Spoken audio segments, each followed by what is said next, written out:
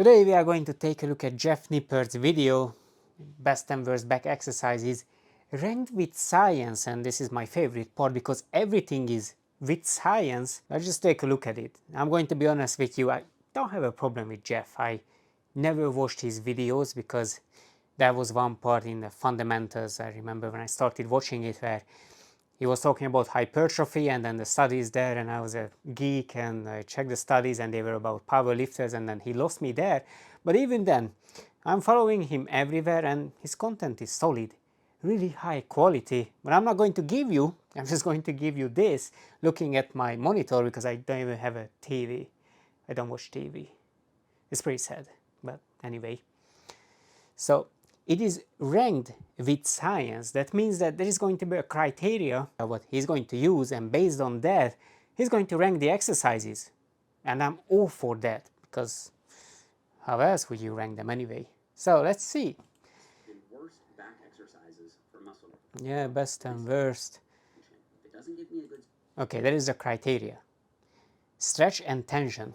The tension is fine because you need mechanical tension, but the stretch, why would you need stretch? We literally have studies about the glutes where they compared hip thrust to squats, and it came to the same conclusion even though the squats had surge-mediated hypertrophy as well. So they were supposed to outgrow the glutes with the squatting, but they just didn't. And even though the hip thrust is a short position exercise, it doesn't have a stretch.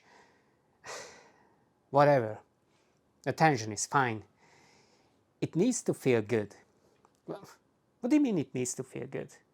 I mean, as long as you're not breaking your spine, it's fine, but it doesn't need to feel anything. You just need to progress, and that's actually right there, simple progression. Because if you can't progress an exercise like doing a hex press on a Smith machine and without any help you can't even lock out the machine, it makes no sense. So just like a goblet squat, you probably run out of dumbbells around 50 kilograms, and not to mention holding 50 kilograms sucks. So progression is fine. What I want to see here is stability, because making an exercise more stable as you progress with your training status makes sense, because then you can recruit more motor units and all the boring stuff that advanced people need to eke out that last 2 to 5 pounds of muscle, or 2 to 3 kilograms if you don't really care about pounds. Right now the criteria is a bit wacky, but let's just go with that, I guess. Stretch or provide high tension, it's going in F tier. No exceptions. 2, it needs to feel... Alright, so if it doesn't provide a good stretch, it goes into F tier, even though most of the back exercises are mid to short position exercises anyway, because how else would you load it? But let's just go with that. Feel good. This means it doesn't cause pain and it has a smooth resistance profile. Giving a good pump and a nice mind-muscle connection wouldn't hurt either. Getting a good pump and mind-muscle connection, I mean, he said it doesn't hurt. To be fair, you don't even need any of those, but whatever.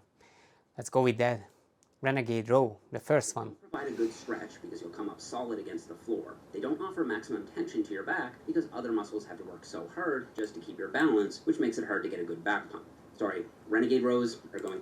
This is actually funny because he's making a good point. You are using so many muscles that it's difficult to train your back because your abs is going to give up, your hip flexors are going to give up right here.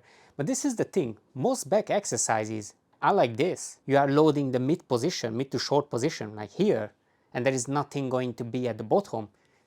And that's completely fine. All the rowing, that means that none of the rowing exercises are going to be in S tier. How is... whatever. Let's not judge, because this exercise is actually a dog water exercise. If you've been doing that, I did that. I remember first watching it from Jeff Cavalier, when was it, like 10 years ago, and I did that, and guess what, the results were disappointing, yeah. Anyway, so I should go to F. This is because the renegade row is trying to combine 2 exercises into one, a plank and a dumbbell row. Planks are good for your core. Yeah, he's absolutely correct. Like, combination exercises are always going to be the worst thing you can do because some muscles are just going to be weaker than the one what you are trying to train. So F tier, that makes sense. What is this? Dumbbell curl. I guess, yeah, we don't even have to go over this. Like, your biceps is definitely not going to be as strong as your back. Your shoulders are, actually, shoulders? Yeah, but the thing is, you are probably not going to do a bent over row with 40 kilograms here and then pick it up with a clean and then do the press plus standing, which makes absolutely no sense. You know, stability.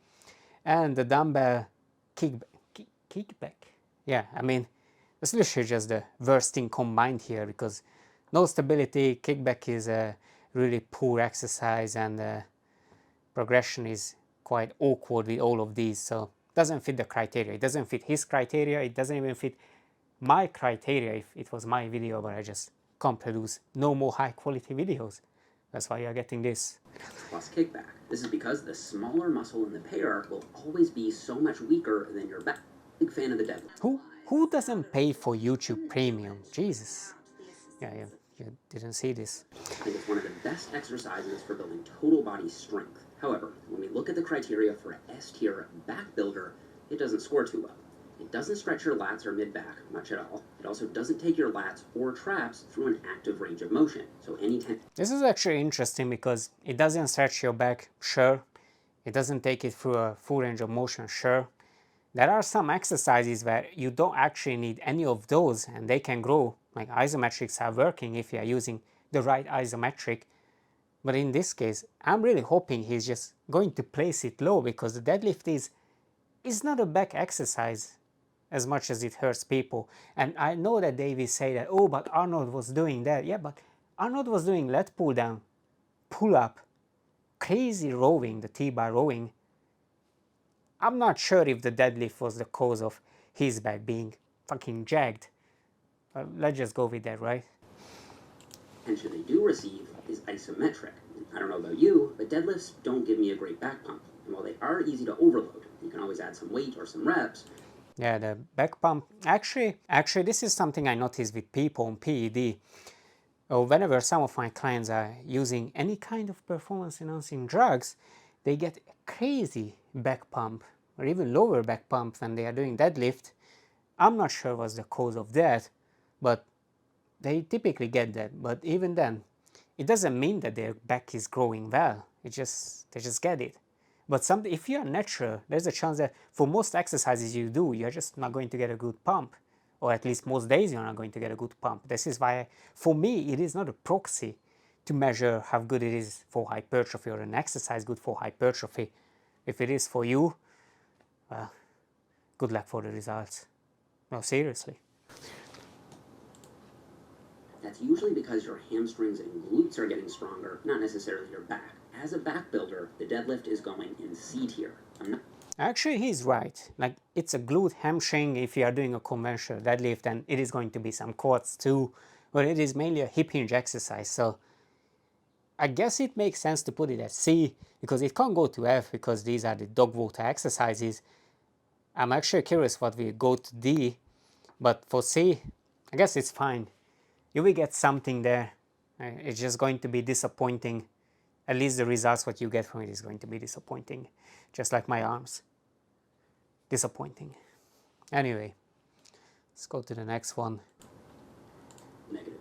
And since the above the knee rack pull is basically just a deadlift with less range of motion, it's going in D tier. Except, since it often damages gym equipment, hogs plates, and unless you're... Actually, yeah, the rack pull is an interesting thing, because people say it is good for upper back and traps. The reason you can pack on so much weight, even though you just did a conventional deadlift, is because you're taking out some of the limiters. And that's your glutes and hamstrings, because you don't have to do a normal hip hinge or a full range of motion. So D tier, I feel like he was really generous with the D tier. It should have gone to F. It's a really poor exercise for pretty much everything you do. Grip pull-up. It offers high tension throughout the range of motion and a deep stretch at the bottom. It feels good, and you should get a nice back pump. However, pull-ups do have a tricky resistance profile. They feel very easy at the bottom and very hard at the top. This is what I was talking about, that most exercises for back is always going to look like this, and it makes sense. So it is always going to be the hardest when you are pulling your elbow down or closer to your body, and easiest when it is stretching. But just like here, if you do a stretch at the bottom, it is going to be an unloaded stretch. At least your body weight is pulling you down, but there is not an actual loaded stretch. But I guess he's going to talk about that. This exercise here should go to A and S. I'm really hoping it will go to A and S, because this is a really good exercise for your lower lats here and for the teres major. This makes for not the smoothest feel. That said, they are very good for progression, as you can easily add 1 rep each workout or add some load with a weight belt. They also look cool, and I really respect pull-up strength. Wide grip pull-ups are going in A tier. Yeah, that makes sense. It's loadable. It's quite stable, even though a lot of people say that, oh, pull-ups are not stable. They are stable. Not as stable as a lat pull down, but they are really stable. Progressive overload is easy, and yeah, you should just go there. Neutral grip pull-ups have all the upsides of wide grip pull-ups with slightly more lat emphasis. They're also going in A tier. Chin-up. It's pretty much the same. You're just using slightly different muscles outside of your lats, but I don't think you can argue with that. Putting it at the same tier is fine. Chin-ups with the palms up grip shift some back tension to your biceps, so while they are still a great upper body exercise, I'm putting them in B tier for the back specifically. Next. Okay, this is the one where I'm not sure what to say here, because I'm not going to throw here like antagonist inhibition, all kind of boring scientific terms here, but the biceps is there, but it is always about what gets enough stimulus to grow. Is it going to be your biceps? No. Your biceps is going to limit the exercise? Probably not. Is it going to be your back? Most likely yes. So it should have gone to A tier as well. It's just literally changing tiny things in the exercise, but it doesn't make it any worse or better than the rest of those pull-up variations. Pull downs. We've got wide grip lat pull downs, neutral grip lat pull downs, and half kneeling one arm lat pull down. Now you will see it here too, that any back exercise you do, it's always short position, short position. This is actually awful. Don't use this handle. Like, it is also going to limit how much you can pull your arms back. Anyway, it's actually not too bad, but if you have the option, just don't. And again here, like, you must see that it is a short position exercise. Most back exercises are short position exercises. And that's completely fine. That's how it should be. Wide grip lat pull downs offer a big stretch on your lats. They provide smooth, even tension throughout the range of motion. They feel great, plus you get to sit down, which is nice and stable, and you get a fantastic combination of both lat and mid-trap activation, and you can easily... This is actually funny, because he mentions stability here, which should be there as a criteria for progression, but it's not there. Instead, there is failing. Now again, this is the same as a wide grip pull-up, if I could speak, and it should probably go to the same tier, if not to S tier actually. It should go to S tier. It's a great exercise. We overload them by increasing the pin weight. The wide grip pull down is our first exercise being awarded. Fuck yeah, it went to S. Actually, I must say this is actually a pretty good list. I was surprised, because I'm going to be honest, like, I never really watch his videos, and this is not an insult, it's just something I don't do. It really came out wrong. Well. Neutral grip pull downs have all the same upsides of wide grip pull downs, except they emphasize your lats over the mid traps, especially... I'm not even sure what's the mid traps. You don't get mid traps here. You get teres major and lats. It's mainly lower lats. With that, it's still lats. It's still lower lats. Just don't use that handle. And you can go with a shoulder wide handle here, and it's just way better. And also, if you lean back all the way back, you can also turn it into a rowing variation, what I would probably not do. So just don't do the headbanger, whatever. You usually see it in your gym anyway. Don't have to tell you that. If you think about driving your elbows down. So they're also going in S tier. Half kneeling one arm lat pull down. S tier, yeah. I have to agree with that. Are heralded as being oh so optimal online. So let's see how they do. High stretch, check. High tension, check. Good feel, at least for me, check. And they're easy to overload. You can easily add a rep each week and then some weight as you get stronger. There is a little less stability here than on a pull-down machine. However, you can overcome that by bracing against your knee or against an incline. This is funny, because he's mentioning stability. It's there. So he knows. Of course he knows. Like, he's science-based. Sometimes he just goes a bit wacky. But yes, this is a god tier exercise if there is also a chance that you will max out this stack really easily, but apart from that, it's a god tier exercise. And this is again really good for lower LEDs. If you set the cable a bit lower down, then you can shift focuses to different parts of your LEDs, different divisions of your LEDs, but I'm not going to go into this high detail whatever things because it's just confusing people. There is no point doing that, but this exercise should go to S tier. Line bench. Plus, being able to focus on one lat at a time is great for preventing asymmetries. So, again, that's solid. Wait, what? What are you doing? What is it? while I'm tempted to put them in A tier, I'm going to be lenient and put them in S tier. Shit my ass. He actually scared me for a second. I was about to quit this video. Well, not gonna lie, I'm actually so surprised and in a positive way. Here as well. Now, the crossbody lat pull around is a spin on the same movement where you twist your torso by 90 degrees so that you're pulling the cable across your body. This will increase the stretch on your lats even. You can do this exercise, but this is the thing. You are stretching your lats, yeah, sure. But at this point, your rear lats are really good at this exercise, and when you get to the point around mid to short ranges where your lats are going to work the most, and that's where you barely have any tension. Actually, what am I saying? You are going to have most of the tension, so this is still not a stretch position exercise. It is going to get harder around mid-range, but whatever. And further. However, I find that despite the amazing, especially at first, so I'm going to leave these in A tier. Actually, yeah, that makes sense. You can go to A. It's not as stable. You can progressively overload this, but this is going to be a really good red hat exercise instead of flats. I'm just going to say that. Some of you won't agree. That's fine. You don't have to. If we still work the red hats though. Now this barbell row, it has to go around mid because it's not stable. Yes, you can overload it, but stability should play a factor whether you are putting something to S or A tier. Whatever, let's see. However, because it's not the most stable exercise, that tension will be dispersed to other stabilizing muscles like your calves, glutes, and low back just to keep balance. This isn't a huge deal. Your back will still get hammered, and you can still overload this. This is actually a big deal, but he is still mentioning stability almost at every exercise. That's amazing. If only he put it as a criteria. I'm going to say this all the time, I'm just saying. I'm not throwing shade, I'm just trying to be funny. I'm not saying I'm funny. I'm just a nobody. The whole video is about a nobody dismantling this whole ranked series. And so far, it is actually ranked with science. Movement from week to week. But I don't think it's the best row variation, and I don't even think it's the best barbell row variation. So the standard barbell row is going in B tier. Is it the same as a pull-up? Ah, fuck no. It should, yeah. You know what, this is why. If you move this exercise up to the A tier and you place it at B, that's amazing. That's actually really good. I guess it's fine.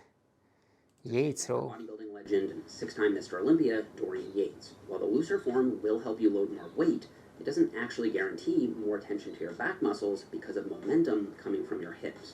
And the more upright posture actually reduces the stretch on your lats and mid-traps. Sorry, Dorian, the Yates row is going in C tier. Actually, this is the thing. The Yates row, even though there is momentum, whatever, it is more of a trap exercise, if anything, because you see that arm path here, that's going to be more traps. He could have placed it here. Both of them are going to be okay exercises, but probably not the best if you are trying to grow your back and you are not a beginner anymore. For a beginner, it's fine. If you are intermediate to advanced, you have better options to pick. That's all I'm going to say. Better. And so far, he's placing them correctly. Actually, that's pretty good. Stretch and tension. It also allows for more consistent progression since your form is tighter. So, assuming you do them with a controlled negative, I think they belong in B tier. Although, yeah, I guess you should just put them all at one tier because it's the same shit. You just give it a different icing. You actually don't care about those. Deficit Penley row. This is the thing. If you go to deficit, it is going to be mainly hamstring, lower back, or wherever mobility you are lacking is going to put some pain and pressure on you, and then you're just going to stop the exercise. But I guess fine. It should probably go to the same tier as the other one because the resistance profile, whatever you do with these exercises, it's right here. All of them. You have to get to that port So it is going to train the muscle at the same position. You are just stretching these other muscles more. So same tier. It's literally just a different variation. Actually, I didn't see the ranking. I guess there is no ranking. Whatever. Meadows row. This is going to be, I'm just going to say this is a fucking amazing red hat exercise, but it is not going to be good for lats. Is this about lats? No, it's back. I guess that's fine. Someone who taught you so much. So let's see. It stretches your back a ton. It absolutely smashes your mid back with super high tension. And as long as you brace it Shit. against your knee, you'll be nice and stable. The mid This is the thing. Like, again, most back exercises are going to load you here, and this is what it is doing. It is fine. I mean, it's a back exercise is ranked, so this should go around, I guess, the same as the rowing. Yeah, B tier. It can't go to A because you are bending over and you know other muscles are in the play, but it's okay. you'll get from these is unmatched, and as a bonus, you get to work on your favorite and easily belongs in S tier. I'm not even sure how it managed to get to S tier. It's not really good for stability. Stability should be there as an S tier exercise. Like all of them were ranked based on that. It doesn't have that. I mean, I guess you are leaning on your leg, but well, I think it could go as high as A tier max, but it should definitely belong to B tier if you're not biased. And I love John Meadow. I've been watching him ever since 2012, I guess. But this exercise is just here. It's good, but it's not the best. It's definitely not the best. For me, the inverted row locked in, and you should be able to feel a strong mind-muscle connection with your back. However, they're getting knocked down for progression. While you can have a training partner load some weight in your lap, He's correct. Like nobody cares about the pump, or actually there's a chance that you do, but progression sucks, stability is good, and if you have to do an exercise for more than 30-50 reps, I'm not sure that we are going to do that, it is going to be bad for developing your back. So it is going to be limited, and the amount of weight that you can put on is going to be limited as well. So this also makes the movement feel really awkward. I'm going to be honest with you, it should probably go to like C tier. Let's just check. And without the weight, you're stuck with one-arm dumbbell rows. Fuck. The zombie corpse of that one-arm dumbbell row for your 40 reps. So despite some positive aspects, I'm going to put inverted rows in C tier. Jesus Christ, I have not watched this video. I only took out the part where he's doing the dumbbell pullover, but this is amazing. I thought that I'm just going to roast him, but it does look like this is all science-based. It's amazing. At least so far. one-arm dumbbell rows, the zombie corpse of Athlean X's exercise graveyard. Obviously, this exercise has a bad rap online, but other than Athlean X, I've actually never heard another physiotherapist or exercise scientist express concerns about it. Yeah, same. The main issue is, once your back gets decently strong, you may max out the dumbbell rack at your gym. Yeah, that's also true. And also, holding that heaviest dumbbell, which is like really wide, is just uncomfortable. But if you do a, I don't know, chest supported variation of this with both arms, it's fine.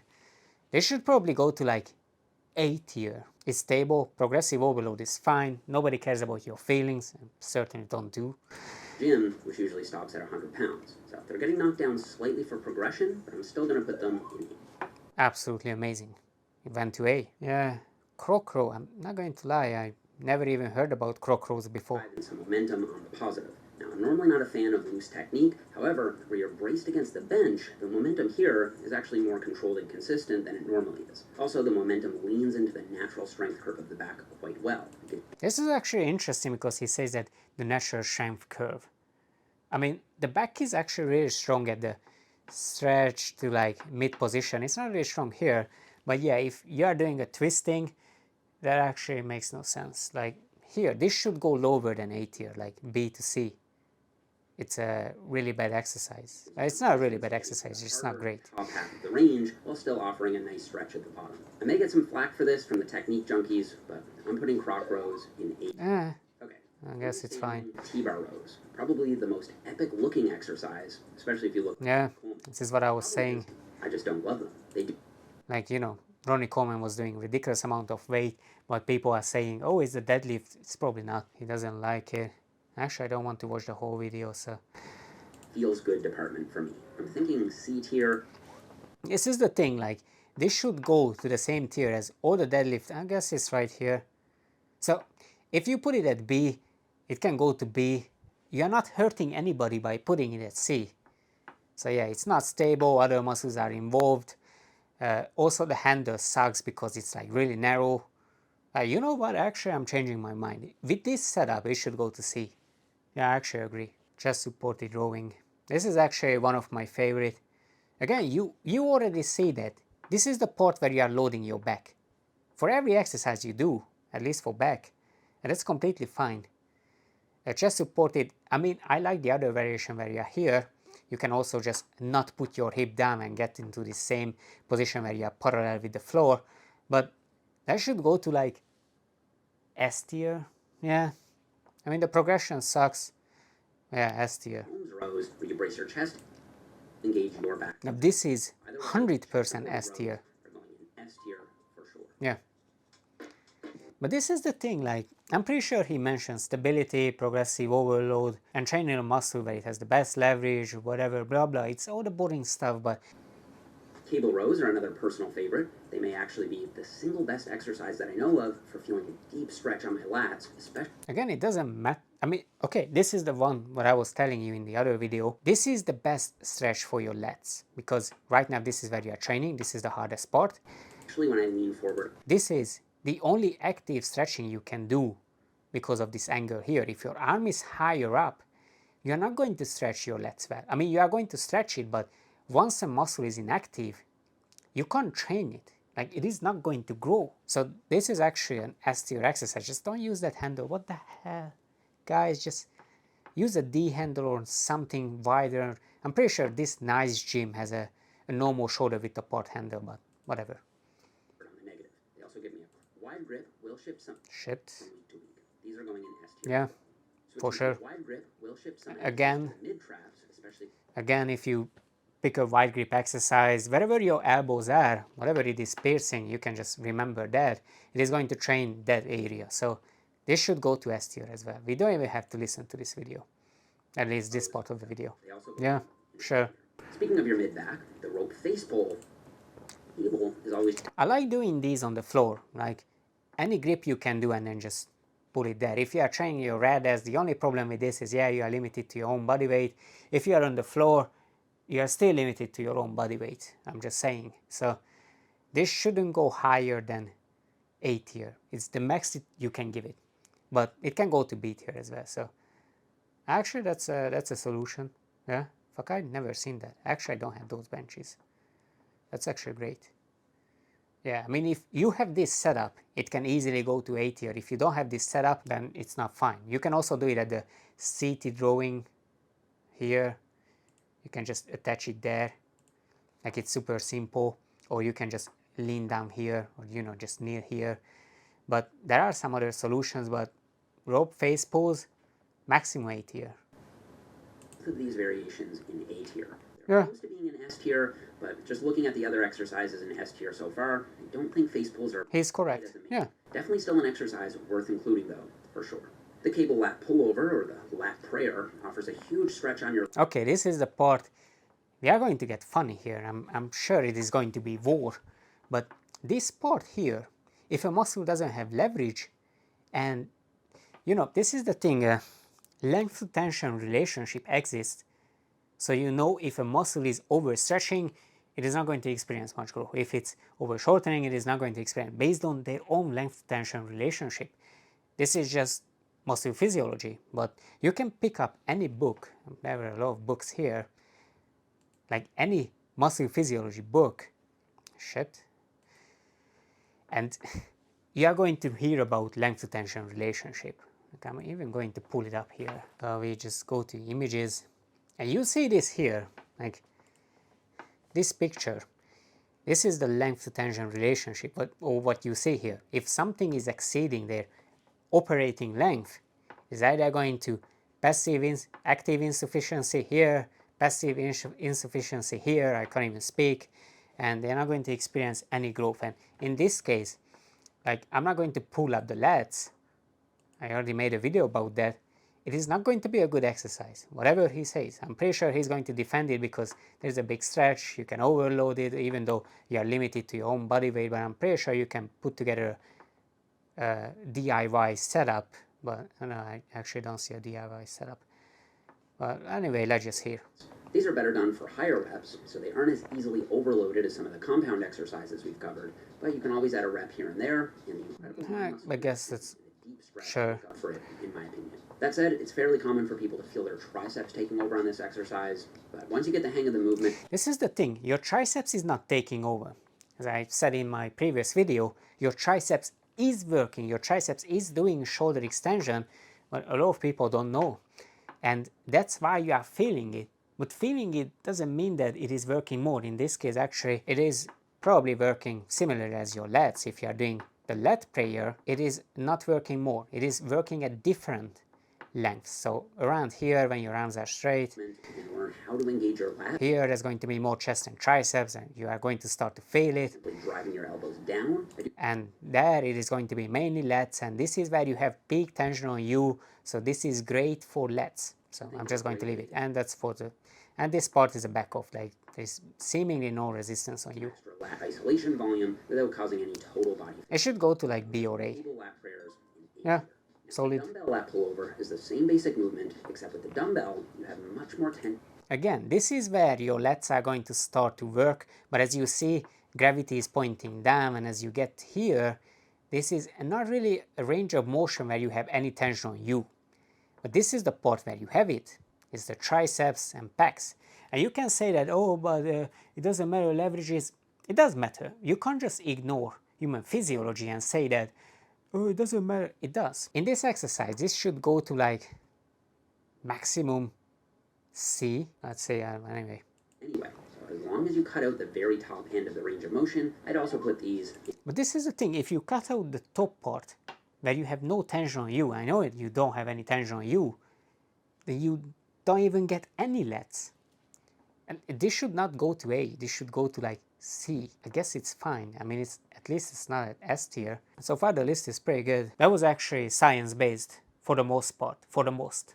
Some of them weren't, but that's fine because it's just riding the trend. I'm going to promise you, as soon as this settles down, and they will realize that muscle leverages matter and not all muscles are growing at longer muscle length, just like glutes, hip thrust squats. You saw that study. They are not going to walk this back. They are just going to ignore it. Oh, this part in my life never happened. Right now, let's just ride the trend. It's fine. It is not going to hurt anybody as long as you're not doing that exercise. But the rest of it, if you are doing it, you're fine. And the S tier exercises are actually S tier exercises. So this was pretty good. If you like this type of video, this really low quality, low effort ones, let me know. Like, subscribe, hit the bell. Talk to you in the next one.